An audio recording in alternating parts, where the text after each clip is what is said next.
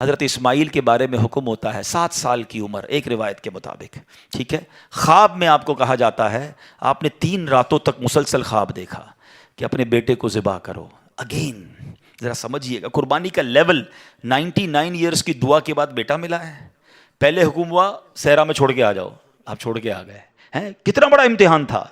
اب اس سے بڑا امتحان کہ اب اس کو ذبح کر دو. اچھا اب یہ بھی جلیں، آج آپ کو بہت خوبصورت بات سننے کو ملے گی کہ آپ کو جب 8 ذوالحجہ کی آپ نے خواب دیکھا نا تو آپ کنفیوز رہے کہ یہ شیطان کی طرف سے یا اللہ کی طرف سے خواب ہے. تو یہ جو سوچ بچار ہے نا، سوچ بچار کو کہتے ہیں ترویہ.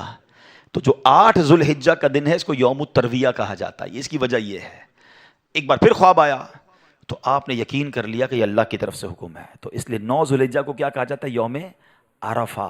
عرفات کہتے ہیں پہچان کا دن. آپ کو یقین ہو گیا کہ یہ خواب اللہ کی طرف سے ہے.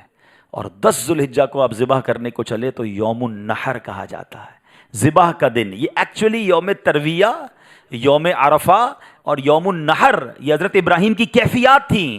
اچھا اب آپ نے کمال یہ کیا کہ جب آپ کو یقین ہو گیا نا، آپ نے اپنے بیٹے سے بھی پوچھ لیا کہ بیٹا مجھے اس طرح خواب آیا ہے، تم کیا کہتے ہو؟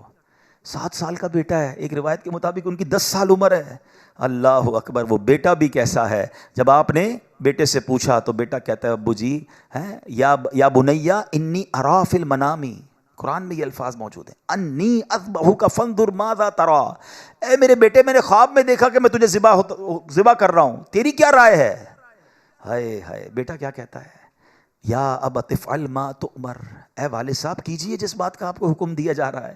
ستجدونی انشاء اللہ من الصابرین. خدا نے چاہا تو قریب ہے آپ مجھے صابر پائیں گے، صبر والا پائیں گے. اللہ اکبر. اور ایسا ہی ہوا. آپ اپنے بیٹے کو لے کے جا رہے ہیں، آپ نے اپنی بیوی ہاجرہ کو کہا اس کو تیار کر دو میں کہیں لے جا رہا ہوں، بتایا نہیں ماں کو. انہوں نے بڑا تیار کیا ان کو. آگے گئے تو اب شیطان اتنی بڑی قربانی کو کیسے ہضم کرتا. فوراً گیا بی بی ہاجرہ کے پاس. اے ہاجرہ پتہ ہے تمہارے شوہر کہاں جا رہے ہیں آپ کے بیٹے کو لے کر؟ کہاں جا رہے ہیں؟ کہا ذبح کرنے جا رہے ہیں. کہا نہیں وہ تو کسی سے ملانے لے جا رہے ہیں، تیار کر کے لے گئے. کہ نہیں وہ ذبح کرنے جا رہے ہیں. کہ باپ بھی بیٹے کو ذبح کرتا ہے؟ بی بی ہاجرہ کہتی ہیں. اب شیطان کہتا ہے کہ ہاں اس لیے کر رہے ہیں کہ اللہ کا حکم ہے. کہا اللہ کا حکم ہے؟ پھر ٹھیک ہے میں راضی ہوں. ہائے ہائے ہائے، رب کا حکم ہے نا. کیسی ماں تھی، کہتی پھر میں راضی ہوں. شیطان کا ادھر بس چلا نہیں، حضرت اسماعیل کے پاس پہنچ گئے. کہا اے بیٹے تمہیں پتہ ہے تمہارے ابو کہاں لے جا رہے ہیں؟ کہ ابو کہیں لے جا رہے ہیں مجھے. کہ تمہیں ذبح کرنے لے جا رہے ہیں. کہ کوئی باپ بھی بیٹے کو ذبح کرتا ہے؟ کہ ہاں اللہ کا حکم ہے. کہ اللہ کا حکم ہے پھر میں بھی راضی ہوں. سبحان اللہ. اب جب حضرت اسماعیل نے حضرت ابراہیم کو پتہ ہے کیا کہا کہ والد صاحب اب آپ ذبح کرنے لگے نا، 2-3 میری گزارشات ہیں، ذرا مجھے اچھے طریقے سے باندھ دیجیے گا. کہ ایسا نہ ہو کہ جب مجھے آپ ذبح کریں تو میں زیادہ تڑپوں تو میرے خون کے چھینٹے آپ کے کپڑوں پر گریں گے تو آپ کے کپڑے خراب ہو جائیں گے.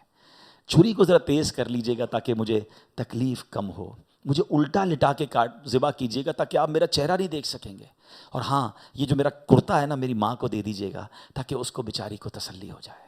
کیا دنیا نے ایسی قربانی دیکھی ہے؟ اب سنو، حضرت ابراہیم نے بالکل ویسا ہی کیا. آپ کو باندھ بھی دیا، آپ کو لٹا بھی دیا اور آپ نے چھری چلا بھی دی. چھری کا کام کاٹنا ہے، اللہ چاہے تو چھری نے کام نہیں کرنا نا. آپ نے اپنا کام پورا کر دیا، وہ تو کر چکے جو کرنی بشر کی ہے. مگر پھر کیا ہوا؟ سبحان اللہ. یہ امتحان ختم ہوا اور اب آسمان سے آواز آئی. حضرت ابراہیم بالکل اوپر بیٹھے ہیں اور چھری چلا رہے ہیں تو اوپر سے آواز آئی. سبحان اللہ، اللہ اکبر اللہ اکبر. آپ نے جب سر اٹھایا تو دیکھا جبریل امین جنت سے مینڈھا دمبا لے کر آ رہے ہیں. تو آپ سمجھ گئے میرے امتحان کا وقت پورا ہو گیا ہے. بے شاختہ آپ کی زبان سے نکلا لا الہ الا اللہ واللہ اکبر. تو حضرت اسماعیل تو نیچے لیٹے ہوئے تھے، وہ بھی سمجھ گئے کہ لگتا ہے ہمارا امتحان پورا ہو گیا. وہ کہتے ہیں اللہ اکبر وللہ الحمد. یہ جو عید والے دن تسبیح پڑھتے ہیں نا، کیا یونیک تسبیح ہے، کیا یونیک تکبیر ہے. کن 3 شخصیتوں کی زبان سے نکلا ہے؟ پہلا پارٹ حضرت جبریل کی آواز میں is the middle part of that تکبیر حضرت ابراہیم نے ادا کیا ہے، اور آخری حصہ ہے حضرت اسماعیل کی زبانی. ذرا سوچو تو صحیح کیسا منظر ہوگا. ذرا مل کے تکبیر پڑھیں اور اس منظر کو یاد کریں.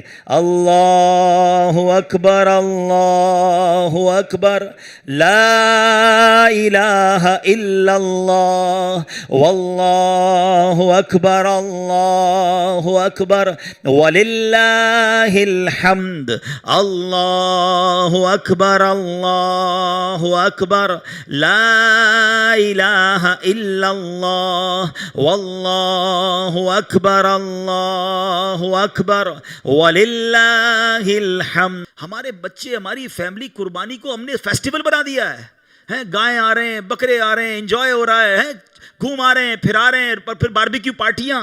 کبھی تو یاد کرو یار کیا ہوا تھا، یہ کیوں کر رہے ہیں قربانی، یہ کیسی قربانی کی داستان ہے، کب بتائیں گے ہم، کب اس کو سوچے تو صحیح۔ ہمیں خدا کی قسم ایک بار ان کو ہمیں زندگی میں اگر ہمیں بھی یہ کہہ دیا جائے کہ چلو ہر سال نہیں، زندگی میں ایک بار آپ بھی اپنا ایک بچہ ذبح کرو، کیا حال ہوگا؟